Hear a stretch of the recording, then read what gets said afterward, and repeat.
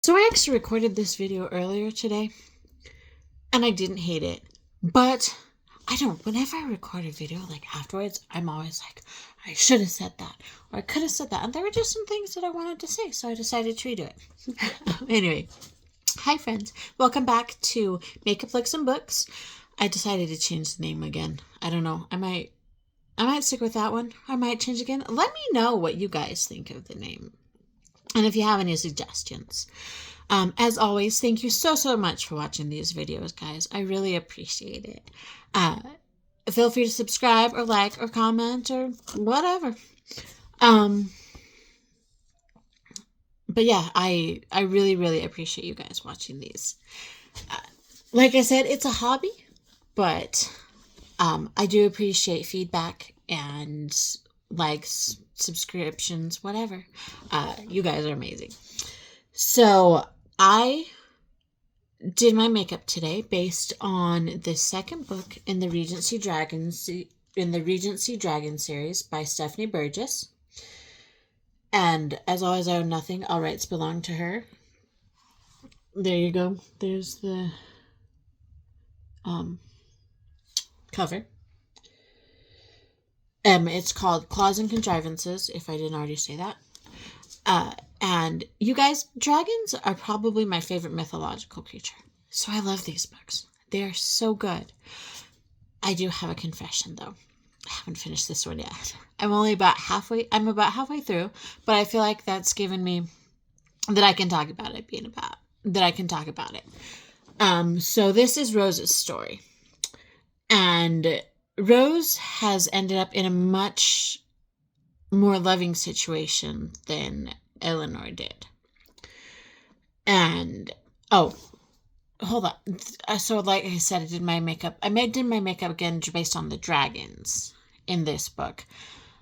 I don't know if I love the lip. I did kind of in more of a nude lip at first. I didn't love that with this look. And this one is better. I don't know if it's the best, but it is better. So we'll go. Anyway, so Rose has ended up in a much more loving situation than Eleanor did. She's in Wales with her, I think she's a second cousin, something like that. And her husband and their children. But she calls her aunt. And they live in a crumbling abbey. They don't have much money.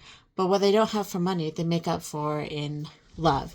And this family is, honestly, they're a hoot. The aunt is she's a novelist. So her head's kind of always like in the clouds thinking about her books. The uncle is a scholar and he's studying dragons. The oldest daughter, I don't remember what the oldest daughter's name is.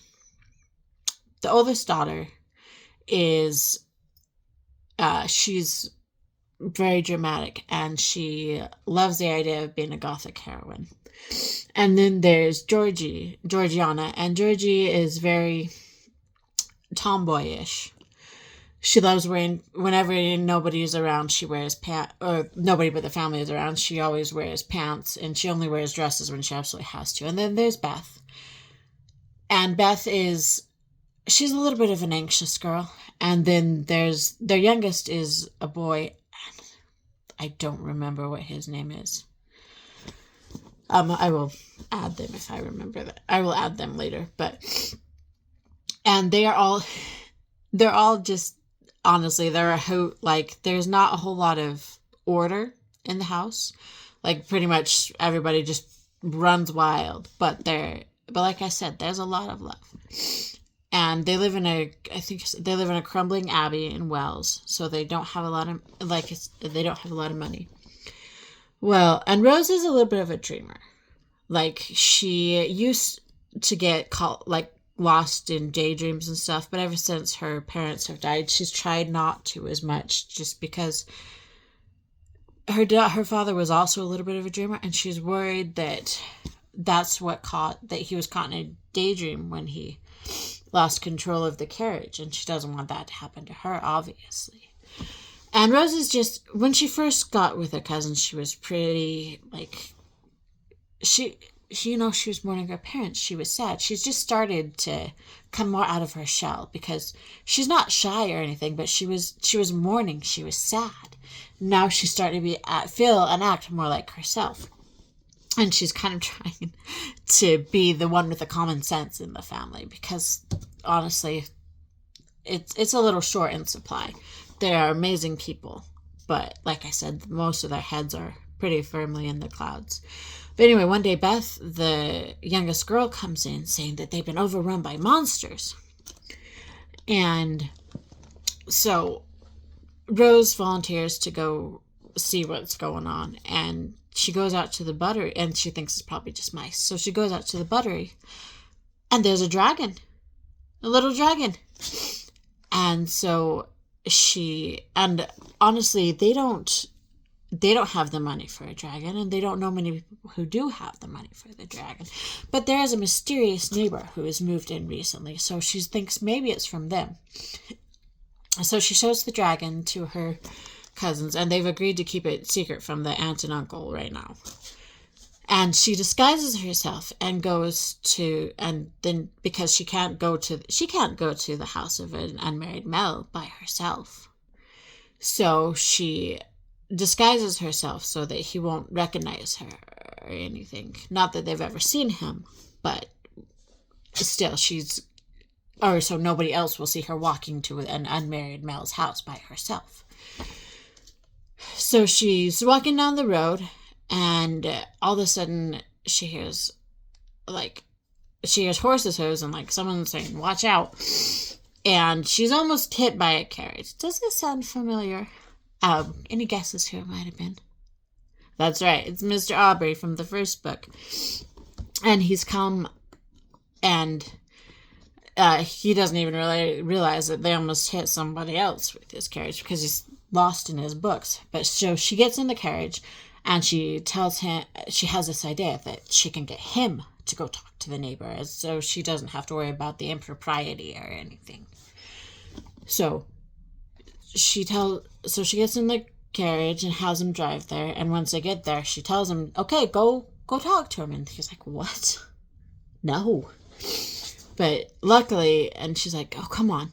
Luckily, well, not really luckily, but just then the carriage door swings open, and the neighbor is standing there. And his name is Sir Gareth, and he's like, well, what have we here? And at first he assumes they're husband and wife, and Mr. Aubrey's like, "No." Oh, and his first name is Cornelius, by the way. I forgot that in the...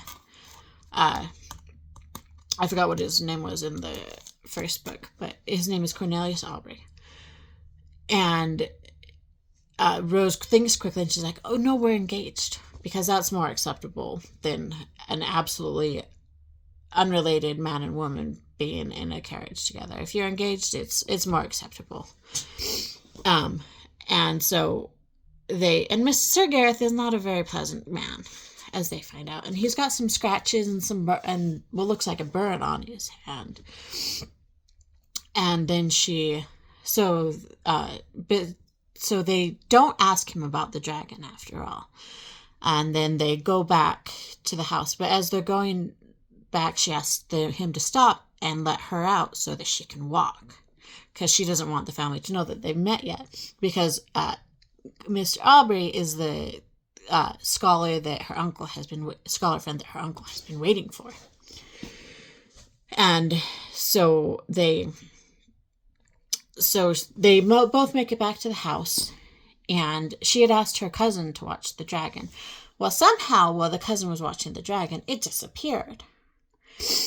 And they can't find it, but luckily Rose finds it, the dragon finds Rose.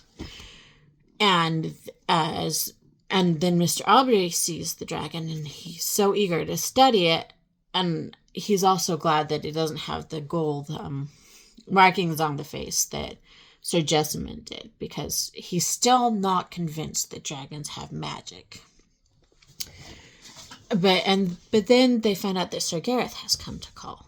So Rose leaves the dragon with Cornelius and goes to do her duties with the family. Sir Gareth he's not a very nice man. It's not a very pleasant conversation or a very pleasant visit. He's not a great guy. And he kind of alludes to Rose and Cornelius being engaged, or Rose being engaged, and the family's like, what? Because, again, they don't know what, Rose hasn't had a chance to talk to them about what happened. And so, they're really confused about what's going on, and then all of a sudden Cornelius opens the door. He's like, I need to talk to you. And then Rose feels the dragon behind her skirts. And so she quickly pretends to faint. And they get Sir Gareth out of the house. And because Sir Gareth is, she thinks she might have got a glimpse of the dragon. And she just feels like she does not trust him with this dragon. And then it turns out this dragon can turn invisible and teleport. And so it does it again. And she goes to the buttery because that's where she found it before. And she finds the dragon, but there's another dragon with it. And eventually they named the dragon, the first one, the red one, is Rhiannon. And they named the second one, the golden one, Griff. And Rhiannon is a girl and Griff is a boy. And eventually the family finds out, or they find out about the engagement again. And so Rose and Cornelius have to pretend that they're engaged. And, I didn't hate Cornelius in the first one, but I didn't love him. And honestly, I still like Benedict Hawkins a little bit better. But honestly, Mr. Aubrey has grown on me. He's very much an absent-minded scholar, but he has grown on me a little bit more, and he's definitely growing on Rose, even though she's like, they have to go along with this fake engagement right now, and she's like, for now, and they especially have to hide the dragons from Sir Gareth because the dragons are both very skittish, and she found some wounds on the back of Rhiannon's legs that looked like it had been shackled, and she has a feeling that Sir Gareth has everything to do with this, so she does not want him to get the dragons again. And she tells Cornelius that as soon as this is over, they'll just decide not to get married. They'll break the engagement. And so, she thinks that he would actually be a good match for her sister Harry. Oh, and Griff also has powers. He can show people visions, which is pretty cool. I love these dragons. They're so cute, and they're so fun.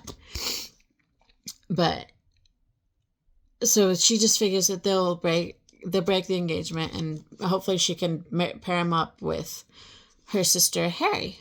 But all of a sudden, they start getting a little closer. And she's not sure she wants to do, she's still thinking she wants to do that, but she's not feeling as good about breaking off the engagement or introducing him to Harry anymore. So, will they end up breaking off the engagement? Will Sir Gareth get the dragons again? Can they keep the dragons a secret? What will happen with Sir Gareth? Is he a villain? Or is he just misunderstood? Well, I guess we're all going to have to find out the answer to these questions because I'm not done yet. But let me know if you guys read this book. So far, it is so good. I agree with the reviews that I read that it's as good as the first one. But this is just a fantastic series so far. I don't think there's a third one out. I will double check on that, but I haven't seen it, so I don't think there's a third one out yet, but I hope there is because I want to read Harry's story too. After I finish this story. But I think that's all I got for today. So I've been thinking, I don't know if I'm gonna, like, I love doing these books series all the time, but I might also switch it up with a couple other ideas I've been thinking of. I'm not sure how I'll work it yet. But, and also, I don't think I'm going to do videos on the weekends. Maybe sometimes. I probably definitely won't do Sundays. I didn't do videos this weekend, so I might just do them during the weekday. We'll see. But anyway, as always, thank you so much for watching. Let me know if y'all read this book and what you thought. Let me know if you have any book recommendations. I love book recommendations. I'm not super, well, okay, I am a little bit picky, but I'm always happy to at least try books. So let me know any book recommendations, and I think that's all I've got for it. And again, feel free to subscribe, to subscribe or like or comment, whatever. Thank you so much, and I will see you tomorrow. Bye.